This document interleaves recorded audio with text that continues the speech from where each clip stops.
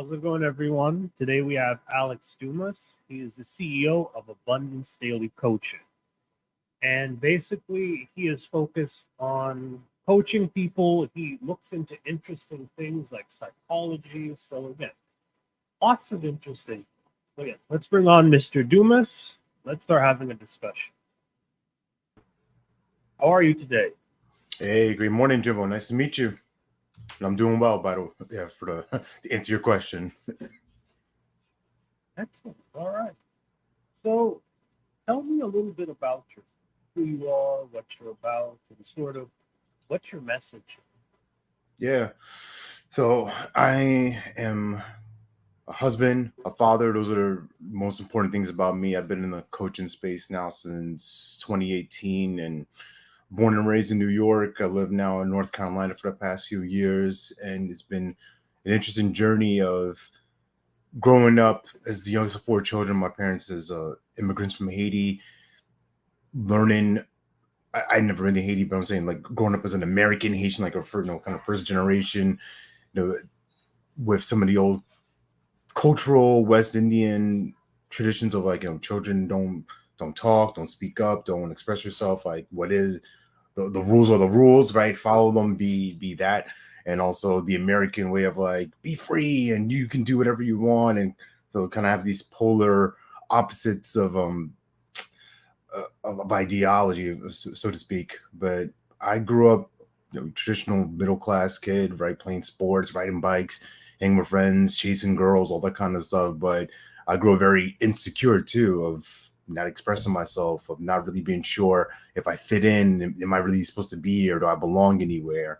And that really caused a thought within me, like, all right, maybe I'm disconnected from people. Maybe I really don't belong. I'm not accepted fully. And I would find self-destructive things through drugs, through different addictions to complete me or fill me, if that makes sense. And I share all of that because that foundation of not being being disconnected, of being isolated, of not feeling seen or not heard, not validated, it actually influences a lot of the work I do now as a coach, when I work with people, when I work with leaders, and being able to help them express themselves and tell their story and show up really powerfully in the world. So that's a bit about me.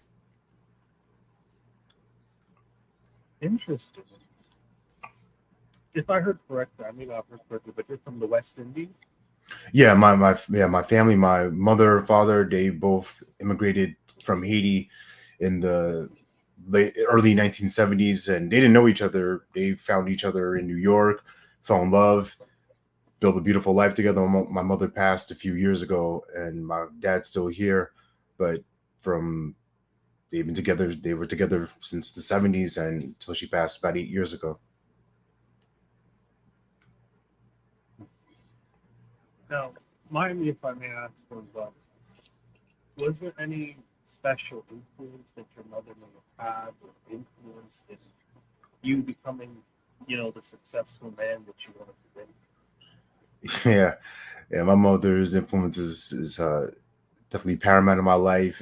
I didn't necessarily love this back then, but I, I see now how those sprinkles have happened. She was somebody that would welcome a lot of people into her life, where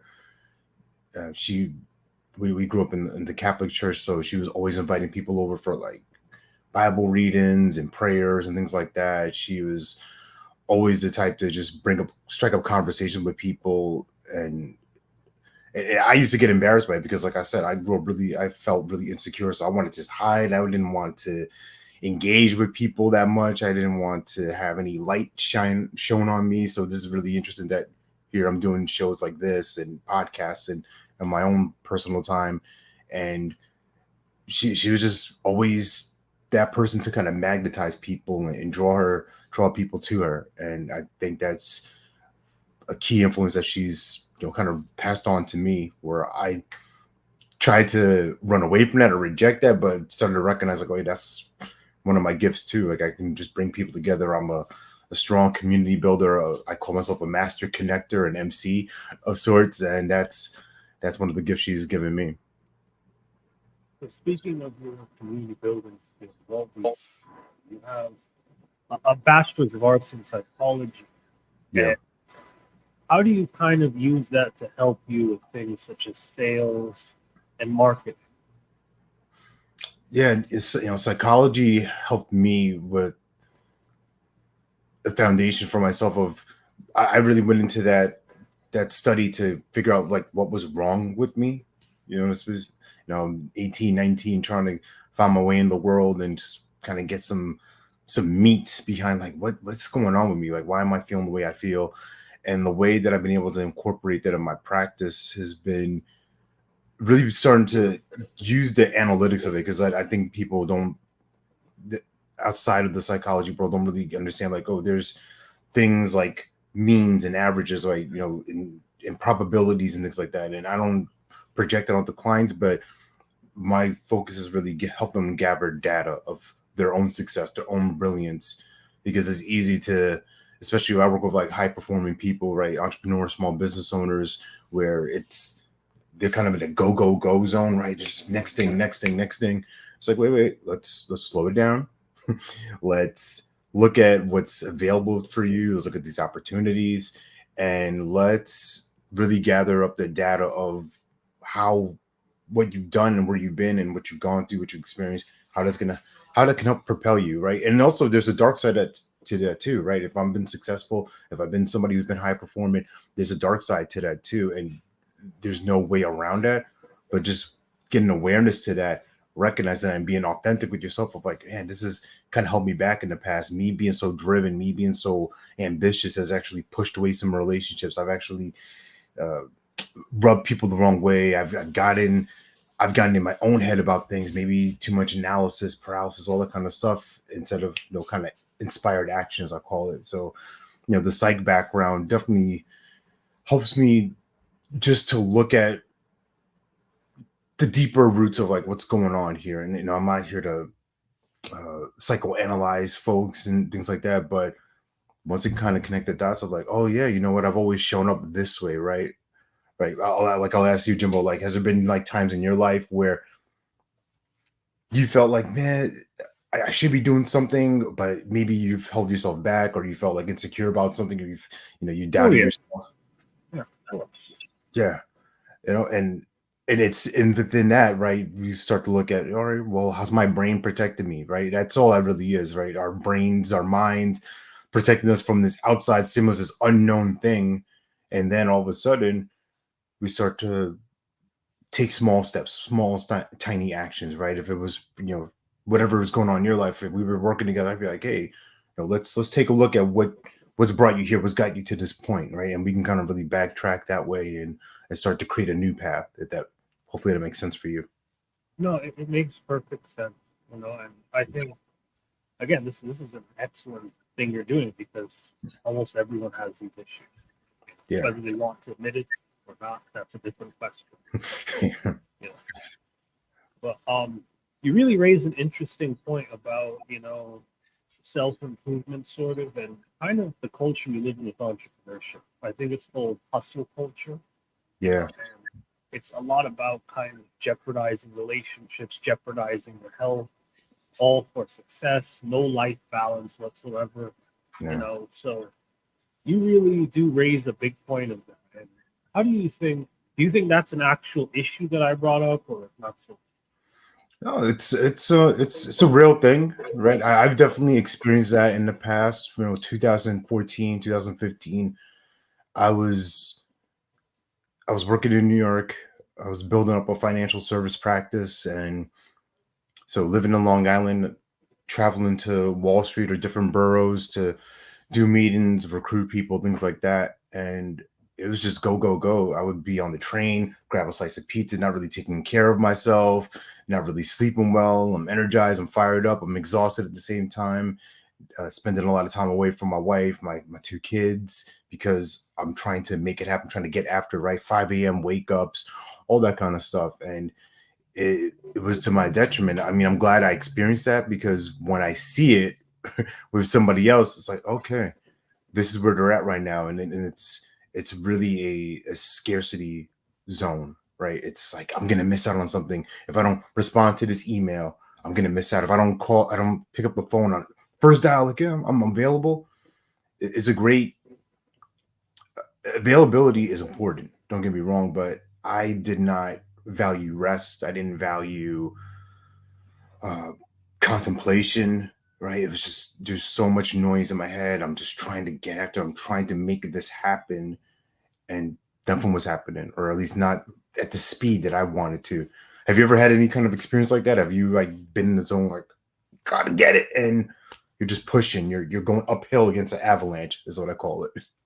Yeah, I think, I deal with that a lot, especially like even in academia, because there's Mm, times where I would procrastinate severely. And I'd be thinking, oh my goodness, shit, this is too much work.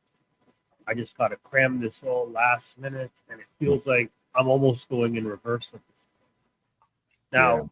yeah, Now, it's definitely tough. It does end up working out in the long run, but it usually doesn't leave a very good feeling, and mm, especially when you think about things like performance and you think perform at a high level. I'm not. yeah. You're just thinking, oh my goodness, and it is tough. But I don't know if I fully answered that. But No, what have you kind of gone through personally? Like, no, that's a good good answer for that, because you said a big thing about performing at a high level, and when you think about people, it could be in the athletic world, entertainment, whatever, right? Or just like our public figures, it always looks like they're going a million miles a minute, and some of them do. But at the same time, they also put a lot of systems in place. They put a lot of people in place to help them. There's somebody organizing for them. There's somebody, you know, taking care of these other details, so they remain in their zone of genius. And it's one of those classic things of not hiding, but asking for help. And when we can get to that point, when entrepreneurs, leaders can get to that point, it opens up, but it's also a vulnerable thing, because people, it can be embarrassing. Like, man, I'm a complete mess on the other side, right? I'm buttoned up, I look good, I look great, but the things that you don't want people to know about you are really the things that can help set you free and help you get to that next level of improvement and growth. So it's being honest with yourself, like, man, where am I struggling here? Where I need help? What and who's around me that I can trust with this, and that I know can actually, who are smarter than me, who are more skilled than me. That's also another ego thing, right? Hire people who are smarter than you, or surround yourself with people who are, a couple of steps ahead, so that you can kind of catch up, and also you let them be in their zone. They're thoroughbreds, they're racehorses. Let them do what they do, and you can do what you do best too. I completely agree. But I also think, a truly strong person can, be vulnerable and can, talk about their flaws. I do think that takes a level of strength. It's easy to kind of just bottle up and try to look good all the time. Yeah. You kind of need to expose yourself to sort of, improve. And, kind of going back to kind of you, what types of systems do you put in place to kind of improve yourself and kind of get over your challenge? Yeah. One of the things that's really been helpful for me is having coaches. Yeah, that's been probably like my cheat code, my my Swiss Army knife of sorts, is having coaches and being in communities with people that will encourage me, that will challenge the way I think.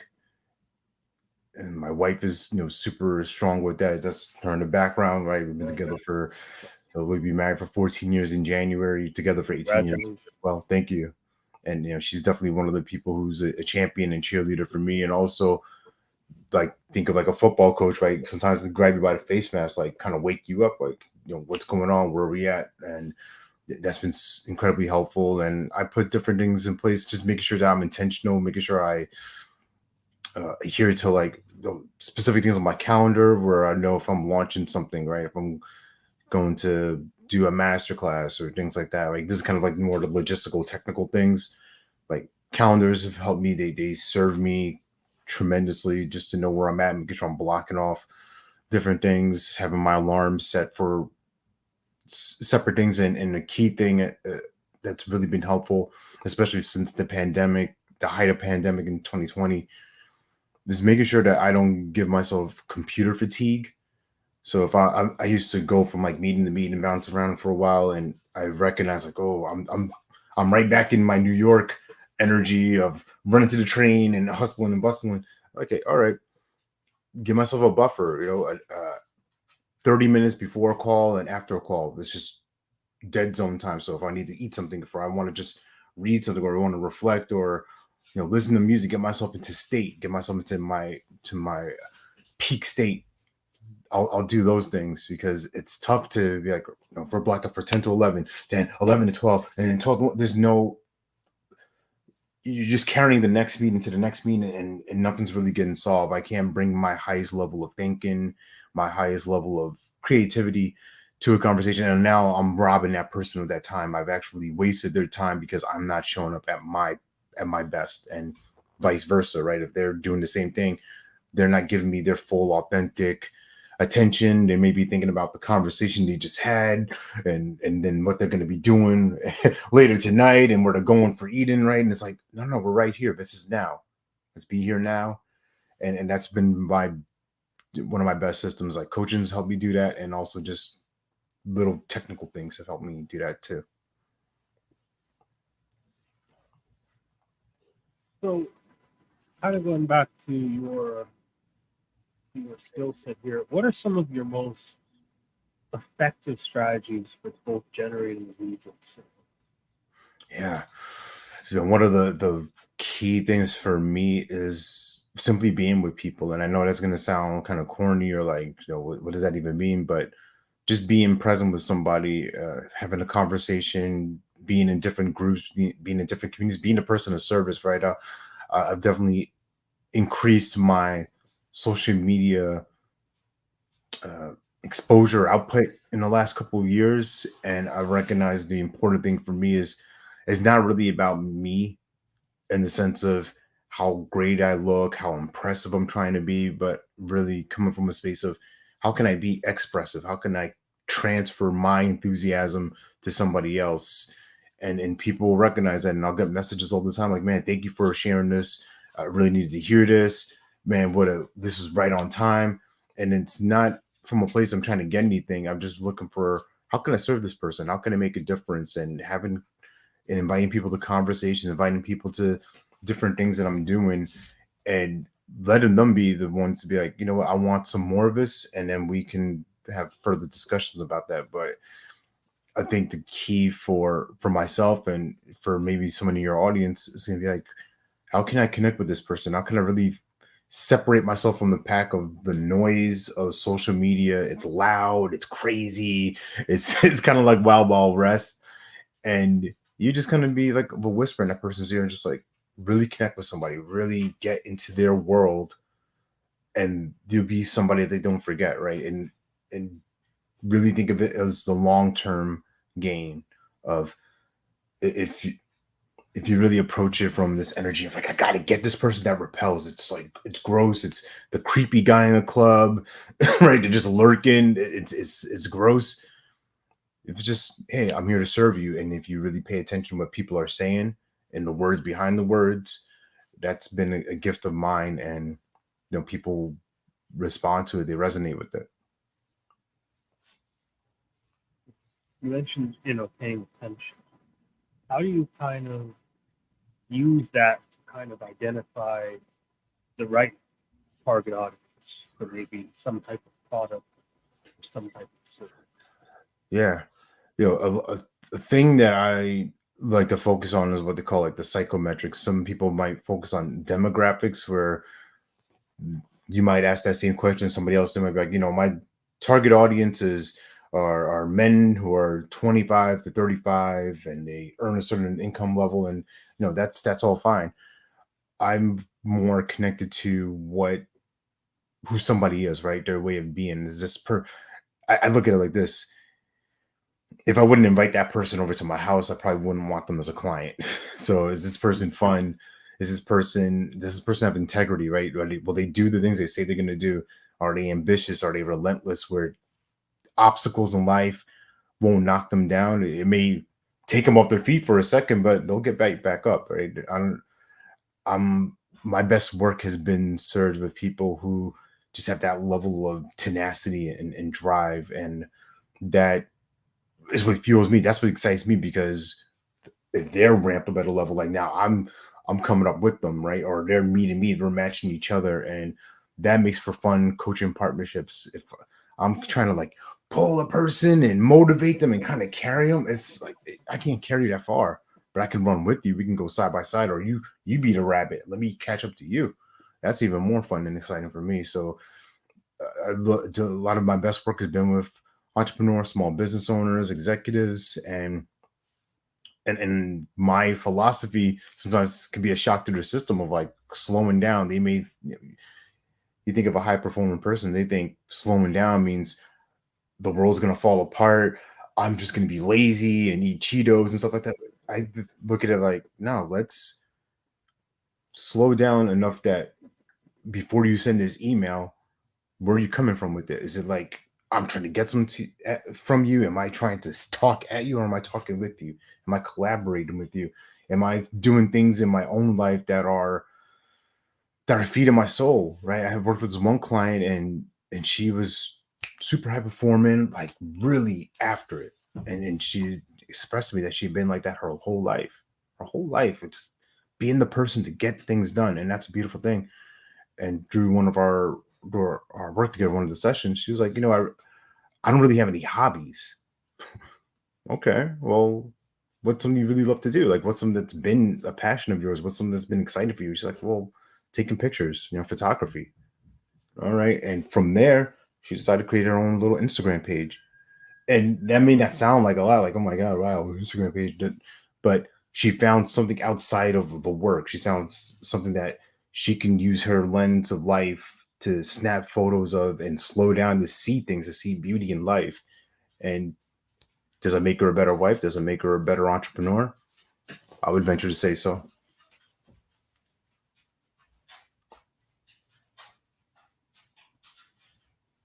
And how do you kind of help to create a better brand? Sorry, say that question again. So how do you sort of create better brand identities for your clients? So Yeah. maybe, yeah. Cool. One of the most fun things I like to do with people is just simply tell me your story, right? Tell me about your background. Tell me about, about where you've been, your dreams, even the secret dreams, the dreams that you may have been embarrassed to talk about. One time I was working with somebody who wanted to get into the coaching space, and she had a pretty extensive military background, and she's having all these doubts and fears, like, I don't know if I can do this. I don't know if I'm qualified, all these different things. And this is after she read me down her resume of sorts. And so I slowed her down. I invited her to a game right then and there, live on the call. I was like, hey, can I tell you about this person that I know? And so I started reading back all of the things that she told me about being this go-to person and all these different things. And she was stunned. She's like, I've never heard myself like that before. I've never experienced myself created like that before. I didn't recognize that. So to your question about like the brand identity, it's tapping in with those gifts. Right? We all have them. You have this gift of podcasting, and I'm sure there's several other things that you do. So how do I use it? How do I leverage that into the world? Because I think that's the thing that gets into people's way. Like, yeah, this is good, but who would pay me for this? Like, anybody will pay for anything, right? If the internet has taught you anything, I've seen things for people who are professional cuddlers. You have all these other sites like OnlyFans things. Like, people will pay for things. So there's a way to monetize your gift in some capacity, but it's really about you being honest and authentic about the things that you bring to the table. It might be something so simple, or you don't even acknowledge it at first. It's like, well, anybody can do that. Like, no, not anybody. What you have this opportunity. You have this ability, right? For me, I'm a very creative person. You might be like, well, that's very vague, but like when I'm working with people, I can see things. I can get to a level within them that they didn't even think about because I'm seeing the world from a different place. I'm seeing things from what I call the field of possibility, and playing in that place is really fun. So where it comes to people sharing that and monetizing that, being the brand is really the important thing. Like, if what's your identity? Are you really locked in with and secure within yourself to be yourself? Because that's what people are going to pay for at the end of the day. Thinking of what people are paying for to just kind of help the audience get more grasp of what you're doing. Can you tell me a bit more about your business?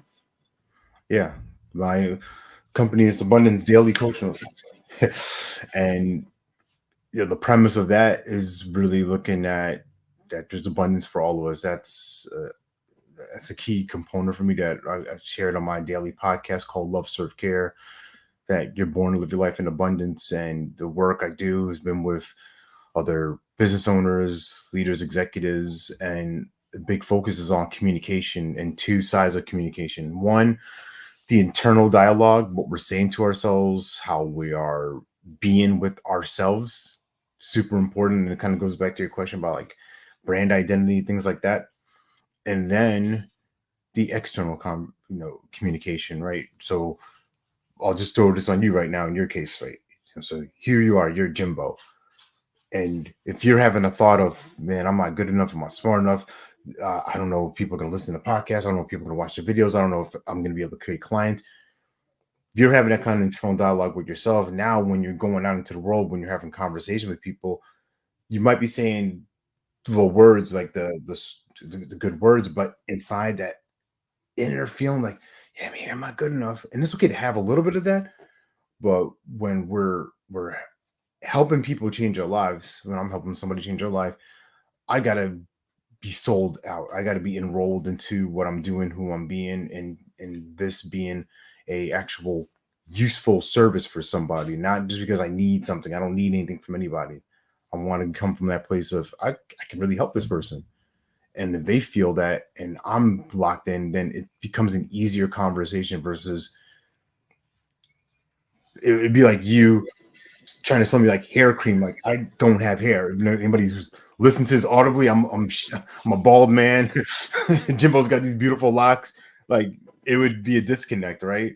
So I'm using that as a funny example, but it's really just my work is helping people get what they want and be the best versions of themselves doing that and have a good time too, because that's the key component too. I have this philosophy that if it isn't fun, it doesn't get done. And you mentioned about like procrastinating.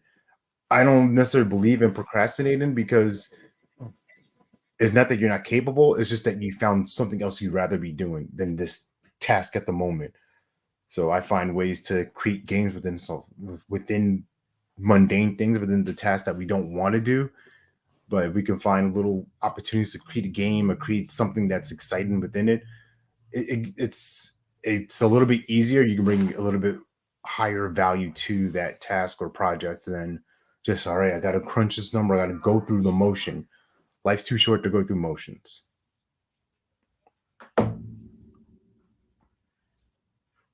They're all, excellent words, and again, once again, you're very correct because I think, at least for my bachelor's degree, I was trying to get into this scholarship program. I felt like an absolute idiot at the time. Like it took me about 6 years to graduate with my undergrad degree. Okay, I was a very slow student and I dealt with a lot of imposter syndrome because everyone else just looked way smarter than me. Yeah. So perhaps, it was only until like the third year that I finally started to kind of change my mindset and get a lot more positive. But again, I had problems reading, I had a lot of dyslexia, and so it took me a long time to kind of make it into my own position.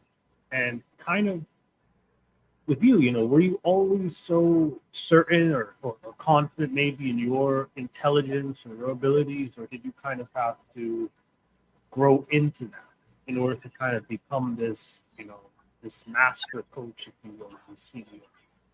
Yeah, definitely not. It definitely took me a while to get out in high school. Well, even like through middle school, I was like a summer school kid, right? I struggle with math, I struggle with science, and it's just different concepts I just couldn't understand. I just didn't get it. It just didn't connect with me. And even through college, I almost flunked out one year. This it was my one solo year of going away to school. Like I started off with community college, and I went to a school in upstate New York, and it was my first time being unsupervised. I'm 19, 20 years old. I mean, right, do the math, girls going crazy. I'm wild and losing my mind, depressed, homesick, all the above. Nearly flunk out. I had like a 1.8 GPA, which is like, it's like dirt.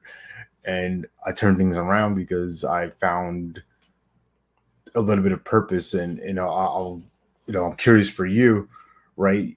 6 years to get this undergrad.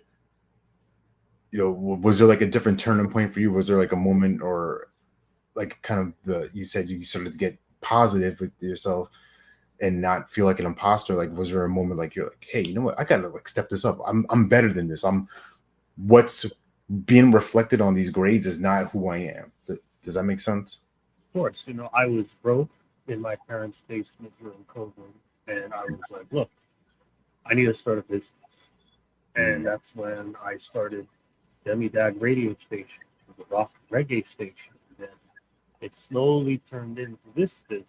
But then further than that, I was in this other program where I was supposed to make my major. After dedicating about 2 semesters to it, I ended up getting kicked out. So I switched between 4 different majors. I've started a business now. And suddenly I get into media and communication. So now I'm doing something, which is my podcast, which I'm passionate about. Yeah. I am further pursuing my goal with, this new major. And suddenly I go from feeling depressed, feeling like garbage, to now feeling, wow, I have a direction. I have a meaning, So that's when I sort of had an uptick. That's when I realized, because I just found something that I was actually, passionate about after that downhill spiral. Yeah. Thank you for sharing that. Right. No problem. It's and you said the big word, right? The passion behind it. Like you found something that inspired you, that lit you up. And I would venture to say, if we were working together, I'd be like, you know what, Jimbo, tell me about how that little spark, how that translates in different areas of your life. Like what else do you find passion? What else fulfills you and sustains you, right? And starting to connect all these dots, like, wow, I have a lot of things in my life. Because I think what you mentioned before about like being an imposter, that's us doing like the social media life where we're looking at everybody's highlights. We're looking at everybody else who's so much better than us, who's ahead of us. Man, I'm so stupid. I'm so small, right? Whatever thoughts we're having, these disempowering thoughts. And if we can, when we start to shift into, what am I good at? What do I love to do? What am I creative at? Those things start popping up all over the place. You start meeting people randomly, right? These coincidences, these random happenings that go on in our life. It's not because our frequency, our vibration is seeking out those things that are useful, that we're good at, right? The knowledge and those things have always been there, but now it's important to us. Is now, now I get to, in my case, I like working with really interesting people, with fun people. Well, guess what? I get to I bump into fun people all the time. They've always been there, but now my lens is looking at who are these really sharp people who are exciting. They have interesting stories, and I get to be with them. It's a joy. Now, before we wrap this up, I'm interested to know, what were some of these fun people? How did they sort of influence you to further pursue your goal, your mission? Sorry, can you repeat that question? I missed the first part of it. Yeah. So who are some of these fun people that you met, and how did they kind of influence you? Oh my gosh, yeah. So this one person that comes to mind, this guy, his name is Steve Hardison. He's regarded as the ultimate coach. He doesn't give himself that title. A lot of people have given him that title, and he really is. He's just somebody who lives life wild in the sense of what you and me would kind of consider like normal construct rules. Like he'll do things just like there's been so many times like he just calls me up like out of the blue, right? And that may not sound like a big thing, but right in this world, right in this new century, calling somebody is like, whoa, can't you text me, send me a meme or something like that, right? And he'll do things like that. They just there's a lot of people in my world who just have like interesting practices. People who take people on like journeys on hikes and things like that, and coach like in the woods. Just unusual things where you would think, well, it's business type. You got to be buttoned up and we're going to be boardroom stuff, and there's nothing wrong with that. But I love those folks that just were kind of like misfits who think outside of the box and aren't willing or are willing to just test things out and go beyond different boundaries. I think that's fun thing that like keeps things fresh. It inspires me and shows me, oh wait, that's possible. They're just being themselves. Like somebody coaches from an RV, they just travel around and do these different things. I'm like, man, that's cool. I don't necessarily would do that, but that's great that somebody is open to seeing what that looks like of just traveling and doing things like that. So I love people who are like that in my world, and they fuel me. They allow me to just be comfortable being me.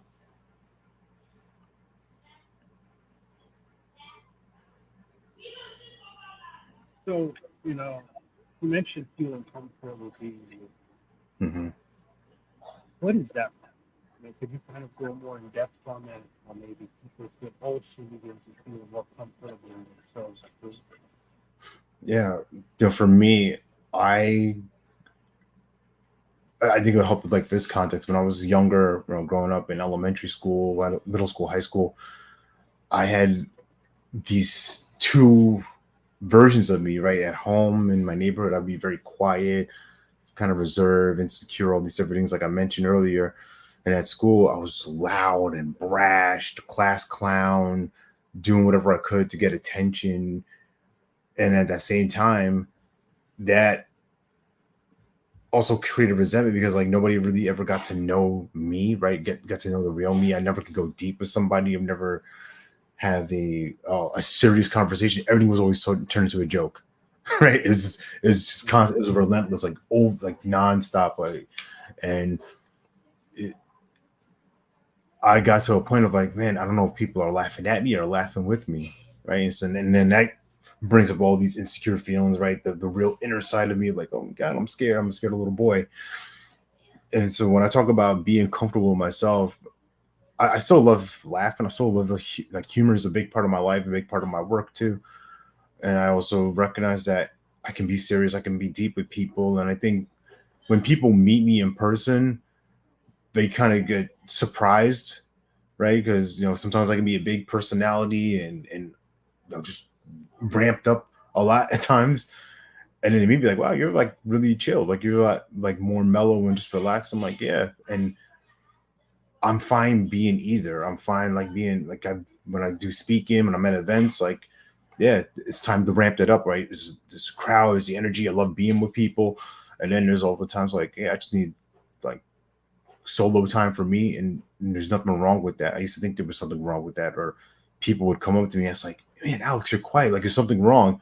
And then that would put an idea in my head, like, man, I'm quiet, man. There's something wrong with being quiet. Oh, I need to like, get crazy again and keep up the mask, the performance. So being comfortable with with myself is really just me not being. I'm not here to perform for anybody. I'm just here to express who I am. In some moments, that might be me just being chilled, whatever. Other times, it might be me being like super crazy champion rah rah dude. And other times, it's just being deep and having these powerful conversations with people. And they're all elements of me. There's no one size Alex. It's just me. Take me, love me, leave me, whatever. All right. So, what's kind of the future of you and your business? And also, is there any, sort of closing words you'd like to give to the audience here? Yeah, what it's. Thank you for asking, and thank you for having me on the show again. And I appreciate you and what you're doing. And things like this are what I'm definitely creating more of opportunities to share myself. Get on stages, virtual stages, and in-person stages. That's definitely the vision of the business and where I'm going. Where I think when people can get a real experience of who I am, what I do, and sometimes I can be one-on-one, and in this case, it could be one to many. I think that helps. Not only obviously it helps my business, but it just helps people in general, where they get to hopefully see a piece of themselves within my story, and they feel they feel inspired to just be themselves. And I think more people that are fully self-expressed, not hiding, not